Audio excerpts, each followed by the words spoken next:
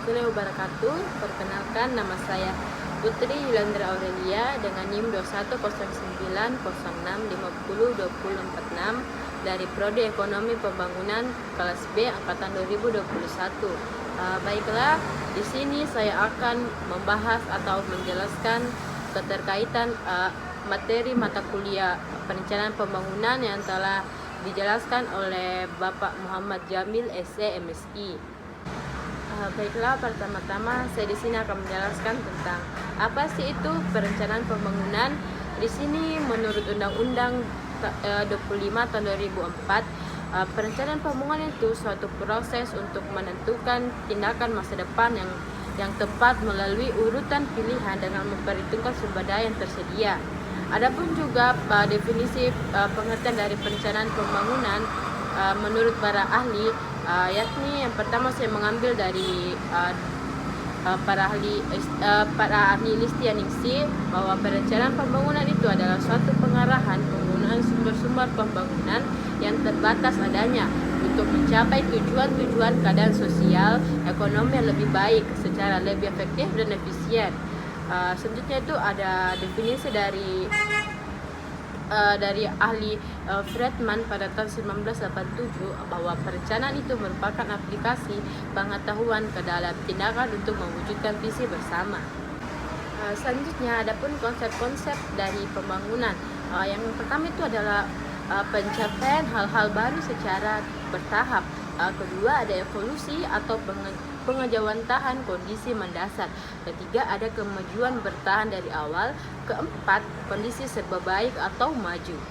Selanjutnya itu untuk melihat pembangunan ekonomi, yaitu kita melihat dari proses terhadap peningkatan pendapatan dalam jangka panjang. Selanjutnya itu ukurannya itu adalah GNP atau GDP atau GNP atau GDP per kapita. Selanjutnya itu ada pembangunan ekonomi. Pembangunan ekonomi itu merupakan proses multidimensional yang melibatkan bermacam-macam perubahan mendasar dalam struktur sosial, sikap masyarakat dan lembaga nasional seperti halnya percepatan pertumbuhan, pengurangan ketimpangan dan penanggulangan kemiskinan. Adapun nilai inti dari pembangunan ada 3, yakni yang pertama ada kecakupan, kemampuan untuk memenuhi kebutuhan dasar. Kedua ada jati diri, yaitu menjadi manusia seutuhnya. Ketiga yaitu kemampuan untuk memilih. Materi berikutnya yaitu teori ke dalam praktik. Yang pertama ada model pasar baru. Di sini dalam perekonomian ada target yang pasar yang tercapai, seperti adanya potensial yang tidak terrealisasi karena persoalan mispersepsi dan misinformasi. Selanjutnya kita membutuhkan investasi baru atau investasi ulang pada suatu kota dan daerah yang rendah pendapatannya dengan memberikan subsidi untuk memulai. Selanjutnya itu ada model teori dan model dalam perencanaan pembangunan ekonomi lokal.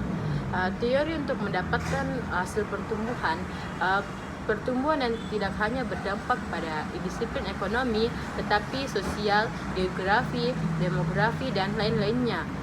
Selanjutnya itu kita harus membutuhkan ide baru untuk membantu lokalitas mendapatkan mesin baru dan penciptaan lapangan kerja. Baiklah, materi berikutnya itu ada perencanaan pembangunan manusia atau top down approach. Di sini pendekatan ini bertitik tolak dari target peningkatan IPM atau indeks pembangunan manusia yang ditetapkan masing-masing daerah, kabupaten atau kotanya. Di sini berangkat dari target tersebut, kemudian disusunlah rancangan alokasi sektor-sektor APBD.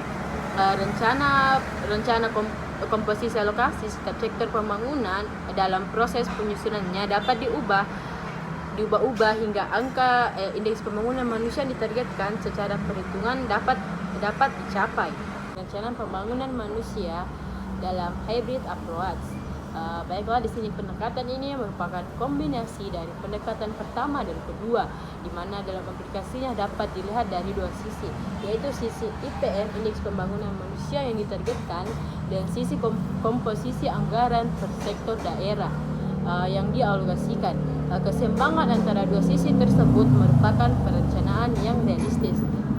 Baiklah, itulah sekian penjelasan dari materi perencanaan pembangunan yang telah dijelaskan oleh Bapak Muhammad Jamil SMSI. Kurang dan lebihnya mohon dimaafkan. Wassalamualaikum warahmatullahi wabarakatuh. Terima kasih.